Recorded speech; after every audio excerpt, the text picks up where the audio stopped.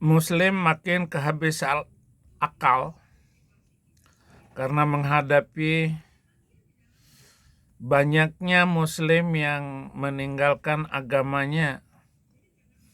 Bahkan mereka dalam debat-debat TikTok medsos ngamuk. Ini ada seorang yang bernama Rijal Motor dan dia menghina Tuhan Yesus, lalu dibalaslah oleh orang Kristen. Ini dia saudara-saudara.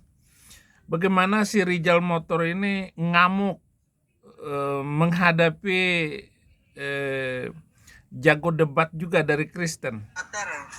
Kenapa Tuhanmu biadab sekali? Bukannya nabimu yang biadab? Ya? Bukannya nabimu yang biadab? Kater. Nabimu yang kawini bocil kok. Tuhan kami nggak pernah melakukan halal biadab. Samuel 2. Kau yang seharusnya mikir ketika waktu nabimu mengawini Aisyah yang masih umur 6 tahun. Itu kau pikir nggak? Biadab nggak? Dengar dulu Kater ya. Loh, kau bisa tahu nggak bagaimana cara berpikir orang biadab? Biadab itu yang Kalau anak lu dikawini umur 6 tahun, itu biadab nggak? Kau tenang dulu. Loh, saya kasih tahu Anda. Tenang dulu. Loh, kita langsung ngomong aja di sini, ngapain?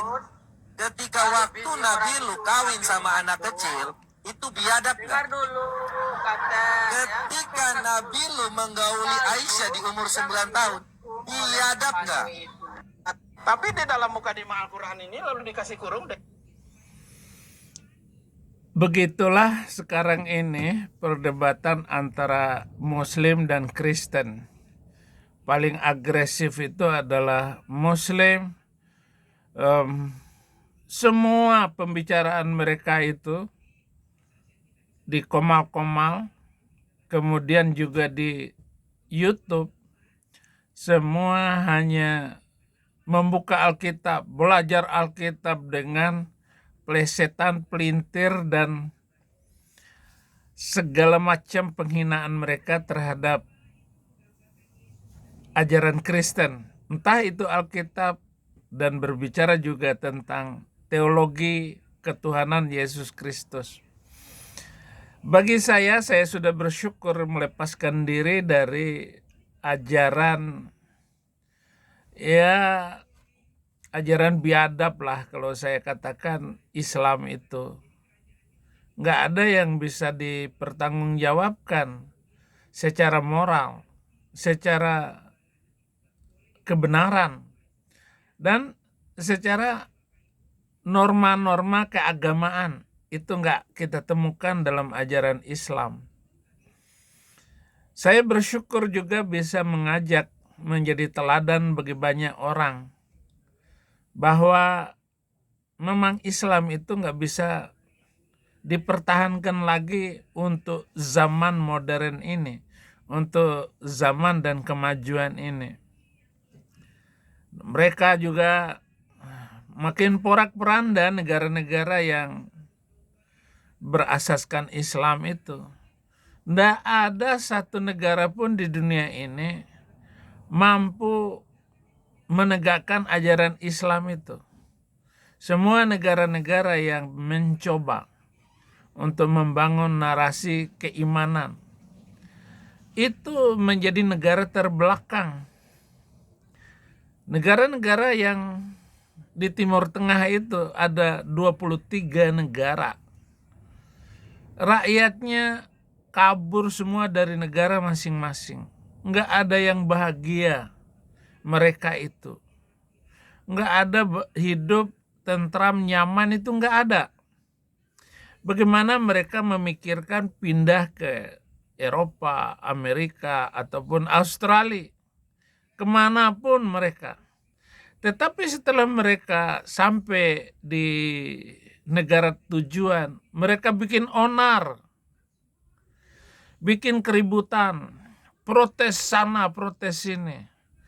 Sekarang Rusia saja, Rusia ini sudah mulai mengusir-ngusir dan memulangkan kembali pengungsi dari Timur Tengah itu ke negara masing-masing.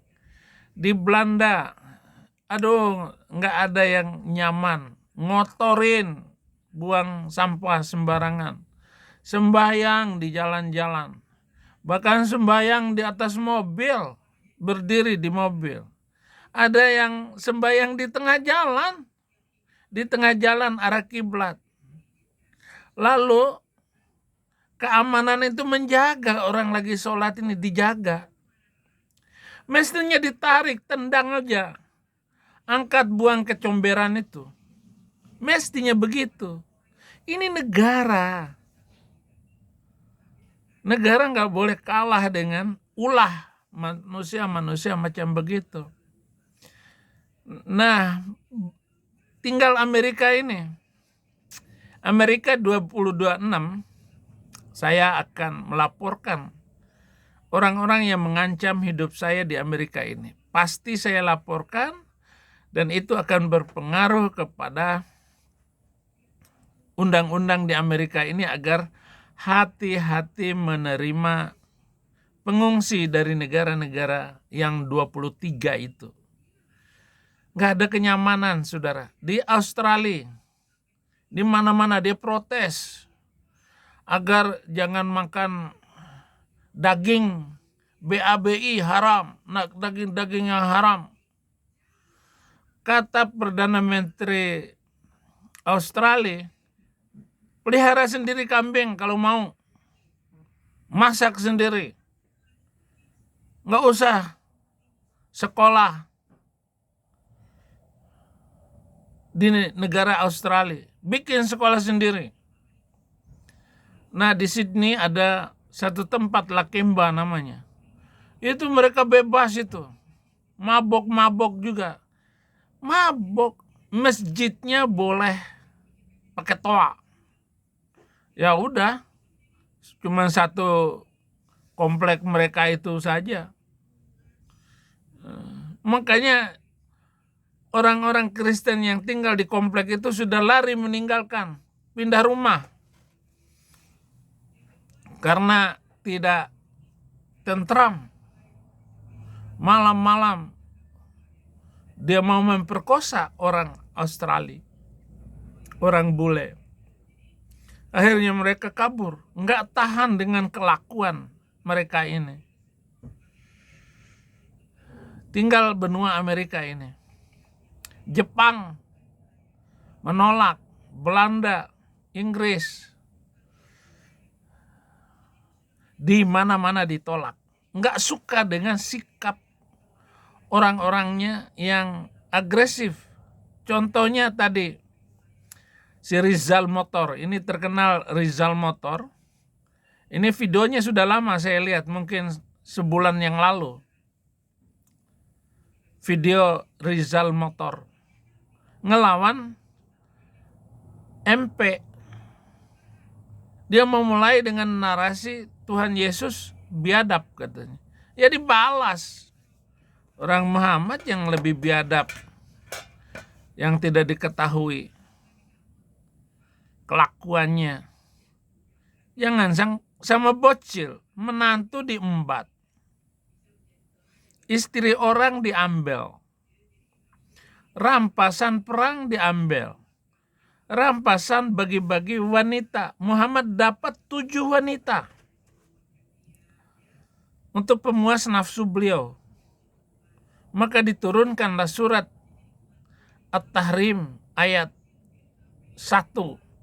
Karena dia memperkosa Maria Kibti, wanita hadiah di Mesir, Mukaukis. Dia meniduri pembantunya itu, budak Mesir itu, di atas ranjang Hafsah. Dan pada hari giliran untuk Hafsah, Muhammad nunggangin itu Maria Kibti. Ketangkap basah sama istrinya. Dikejar pakai terompak kayu. Dilemparkan. Muhammad bilang, jangan ribut. Jangan kasih tahu siapa-siapa. Karena yang akan menjadi khalifah setelah saya adalah bapakmu. Jangan kasih tahu istri yang lain. Karena istri Muhammad itu 23 waktu itu. Ketika kasus itu.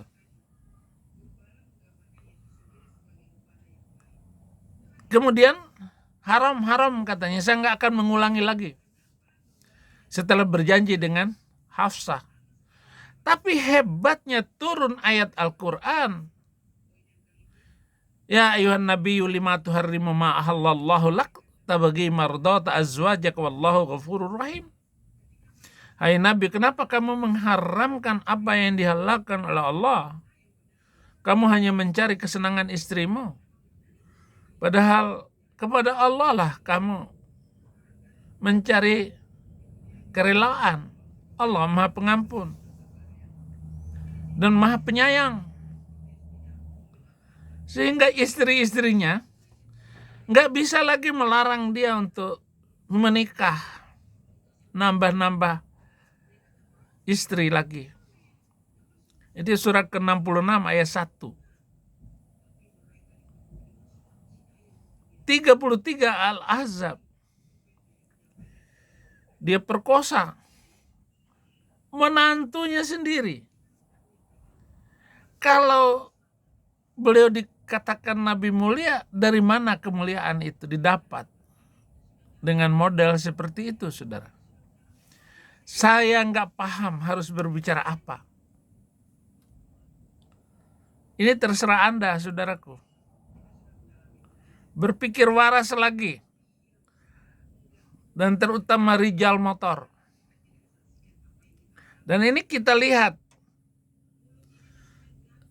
Karena saya sayang juga dengan mata pisau ini. Memang tajam. Tajam dia mengupas. Maka dia kasih nama akunnya mata pisau. Kalau saya pedang, mata pedang. Saif, pedang. Langsung potong, belah. Jadi paling ya potong 2 tubuh orang. Lepasin kepala orang dari tubuhnya, itu pedang. Maka nama saya itu ketika saya di gerakan bawah tanah, nama saya Zulfikar. Zulfikar itu pedangnya Sayyidina Ali, namanya Zulfikar. Yang bisa membelah pikir, maksudnya kepala manusia dibelah 2. Itu namanya Zulfikar. Kita lihat, saudara-saudara, menjelang 2026, saya akan makin halus, gak akan menghujat lagi, dan saya memberikan perbandingan yang utuh dengan baik. Apa yang dipikirkan oleh orang Islam itu yang saya lakukan. Terima kasih. Tuhan memberkati.